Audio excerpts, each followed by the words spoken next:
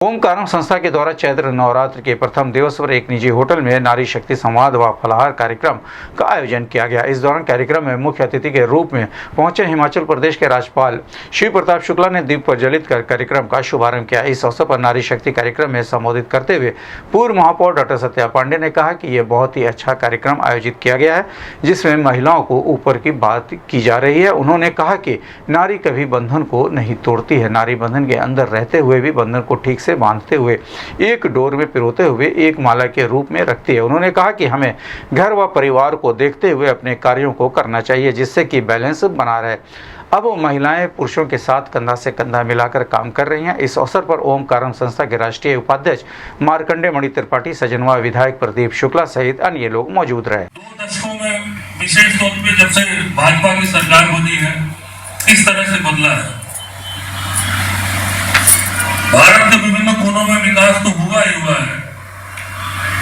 गोरखपुर में भी जिस तरह से विकास हुआ है, क्योंकि हम लोगों ने देखा है कि हम लोग विपक्ष में रहते थे, यहाँ बिजली के लिए लगभग सप्ताह में एक बार प्रदर्शन होता ही होता था। जनरेटर का शोर भानुटिया मार्केट में, सड़कों में किस तरह से आने जाने लायक नहीं था।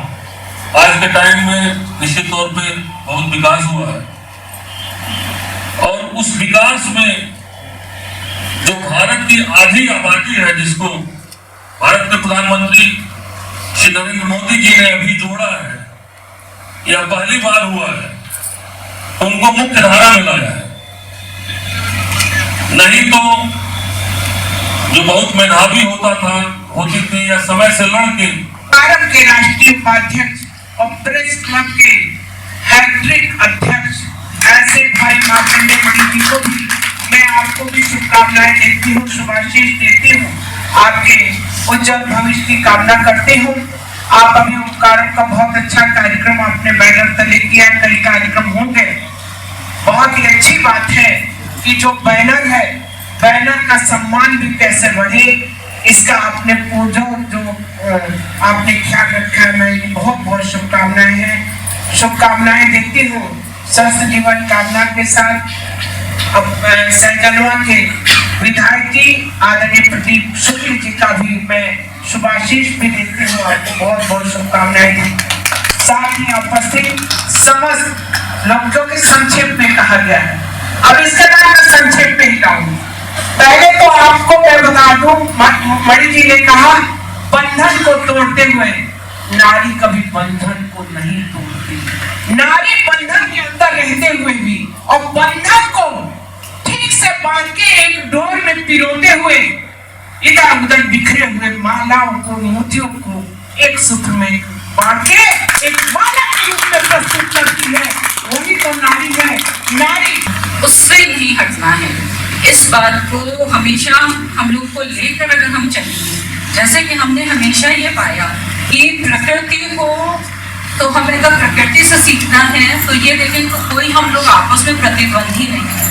हमेशा एक पूरक की तरह अगर हम रहें, जो जिसका बेस्ट है वो अपना दें। अगर हमें नेचर में सृजन की शक्ति दी है, तो डेफिनेटली हमको साथ में एक करुणा में भरा या बहुत दया वाला मन भी दिया है।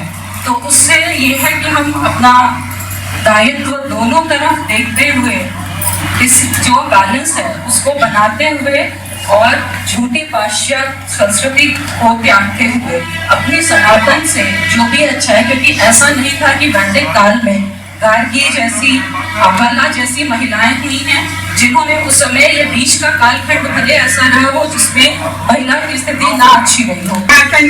भैया ने दिया है और आपके सहयोग से हम आज यहाँ तक पहुँचे हैं। और मेरा तो विषय ही महिला नारी है, और मैं नारी सशक्तिकरण पर ही काम कर रही हूँ। और मैं जानती हूँ कि हर नारी के अंदर कोई न कोई प्रतिभा है और उसी से वो आगे बढ़ रही है। लेकिन आज का जो समय है वो महिलाओं का ही है। आज महिलाओं की उपस्थिति बता रही है कि आज नारियों का समय चल रहा है। हाँ, हमारी दीदी ने कहा हम पहले भी सशक्त थे, लेकिन हमें अवसर नहीं मिलता था। हम सशक्त तो शुरू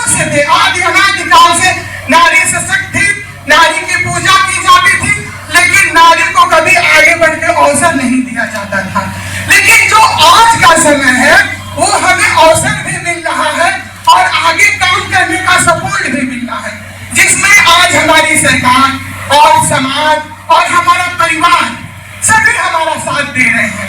और अगर इस स्वर्णिम काल में अगर हम अपने आप को स्थापित नहीं कर पाए, अपने आप को स्वाभित नहीं कर पाए,